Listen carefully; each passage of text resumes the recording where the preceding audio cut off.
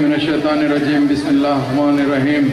Dice پہ تشریف فرما جناب سید احمد پاشا قادری صاحب معتمد عمومی مجلس اتحاد المسلمین و ایم ایل اے چار مینار، جناب ممتاز احمد خان صاحب ایم ایل اے، جناب وراثت رسول خان صاحب ایم ایل اے حلقہ اعضا، جناب مقتدا خان المعروف اختر خان صاحب ایم ایل اے، جناب معظم خان صاحب ایم ایل اے، جناب محمد ماجد حسین صاحب mayor Greater Hyderabad Municipal Corporation, اور اسٹیج پہ مجلس اتحاد المسلمین کے قائدین بیٹھے سو، اور میں اس جلسے کے کنوینر کو بھی مبارکبادی دیتا ہوں، بزرگوں، دوستوں، ساتھیوں اور پس سے پردہ بیٹھ کر سننے والی میری عزت ماں اور بہنوں۔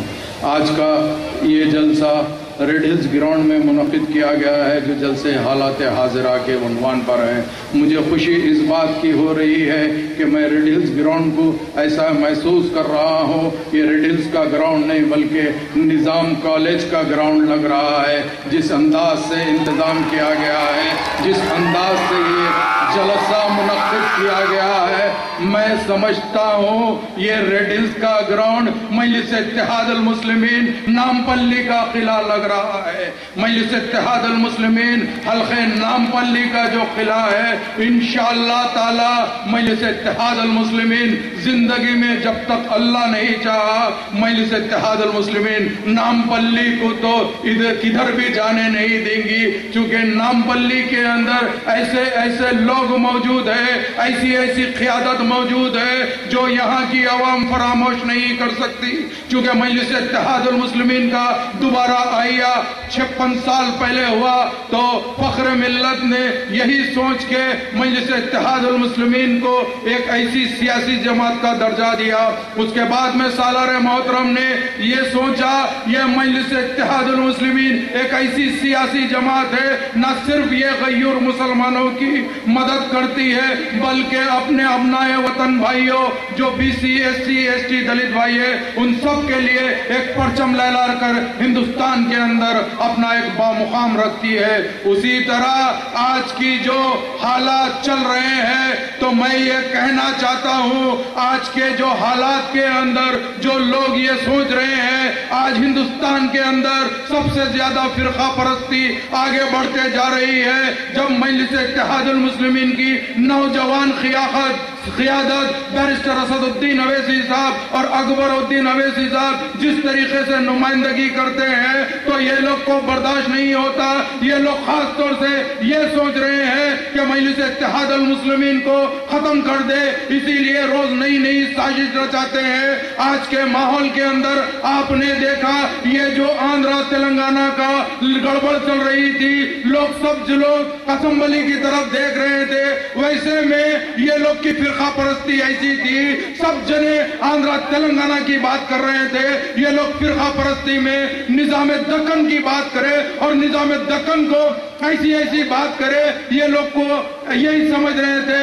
ویسے ٹائم پہ نوجوان قائد جناب اکبر الدین اویسی صاحب نے اٹھ کر بتا دیا کہ نظام کی تاریخ کیا ہے۔ ہم نے آصف جائی حکومت 200 سال کیا، یہ 200 سال کے اندر ہمارا کارنامہ کیا ہے اور تمہارا کارنامہ کیا ہے۔ 9 سال کے اندر چندرا بابو نائیڈو یہ کہتا کہ میں 9 سال میں ڈیولپ کرا ہوں۔ اے چندرا بابو نائیڈو، تم 9 سال میں کیا ڈیولپ کر سکتے ہو؟ تم 9 سال کے اندر ریڈیز کے گلیوں میں جھاڑو نہیں مار سکتے۔ تم کس بات کر رہے ہو؟ تم بات کیا کر رہے ہو؟ یہی چندرا بابو نائیڈو آج آپ جو دیکھ رہے ہیں فرقہ پرستی کی انتہا پر ہوتے جا رہی ہے۔ چندرا بابو نائیڈو مودی کے ہاتھ میں ہاتھ ڈال کر اچھل کے بول رہا ہے میں مرد نہیں تو کیا ہوتا، میرا بھائی مرد ہے۔ یہ نائیڈو جو خود مرد نہیں ہے مودی کو مرد سمجھ رہا ہے۔ تو میں کہتا ہوں چندرا بابو نائیڈو صحیح مرد تو مجلس اتحاد المسلمین کا ایک ورکر ہے۔ اگر تم کو مقابلہ کرنا ہے تو آ جاؤ، نامپلی سے مقابلہ کر کے بتاؤ، آخر دیکھ لیں گے کہ تمہارے میں کتنا دم ہے اور یہ نامپلی کی نوجوانوں میں کتنا دم ہے۔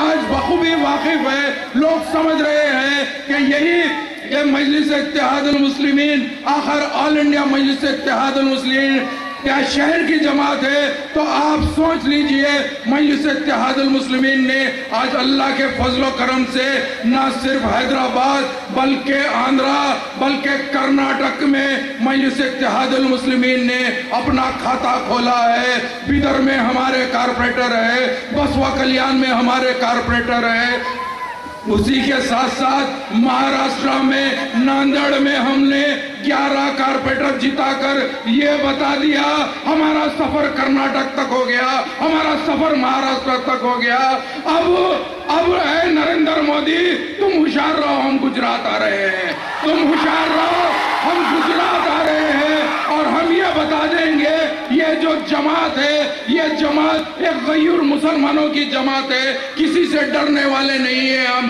ہمارے سامنے کوئی بھی آئے گا تو ہم بتا دیں گے، ایسے مودی بہت آتے بہت جاتے، ہم کو ان کی کوئی پرواہ نہیں ہے۔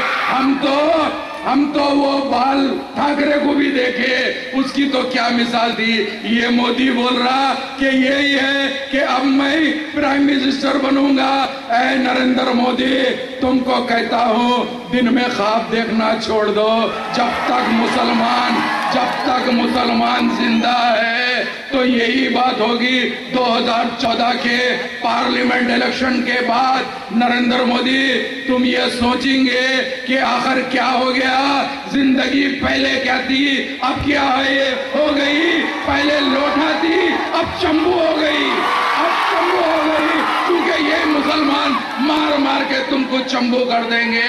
اور آپ کو بتاتا ہوں کانگریس کی حالت تو آپ دیکھ لیجئے، ان لوگوں کا تو کیا بولنا، یہ لوگ خود اپنے میں نہیں ہے، اس کے علاوہ آپ کے بیچ میں کچھ ممی ڈیڈی کے بچے بھی آ رہے ہیں۔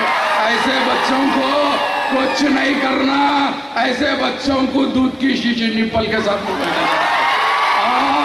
اور اگر زیادہ بولے پیاس لگی تو شیشی میں پانی ڈال کے پلا دینا، مگر گھبرانا نہیں، کیونکہ مجلس اتحاد المسلمین 2014 میں انشاءاللہ تعالی بیرسٹر اسد الدین اویسی صاحب نے جو فیصلہ کریں گے، آپ کو یہ محسوس کرنا ہے کہ جو بھی امیدوار ہو، سامنے والا کوئی الیکشن لڑ رہا ہے تو وہ نریندر مودی ہے سمجھو، آپ وہ نریندر مودی ہے سمجھ کر آپ اپنا ایک قیمتی ووٹ مجلس اتحاد المسلمین کے حق میں ڈالنا ہے، کم سے کم 80 سے 90% ووٹ ڈالنا ہے۔ یہ مودی اپنے آپ کو سمجھ رہا ہے، اگر واقع اسلامی حکومت میں ہوتی تو اس کا ہاتھ کاٹ دیتے تھے، ایک ہی ہاتھ سے کھانا ایک ہی ہاتھ سے دھونا اس کی حالت کر دیتے تھے۔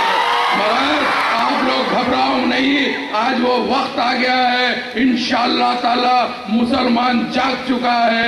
اب اللہ نے چاہا تو آنے والے دور کے اندر جس کو مجلس انگلی بتائے گی وہی تخت پہ بیٹھے گا، ورنہ بیٹھنے کا حق نہیں رہے گا۔ شکریہ، خدا حافظ۔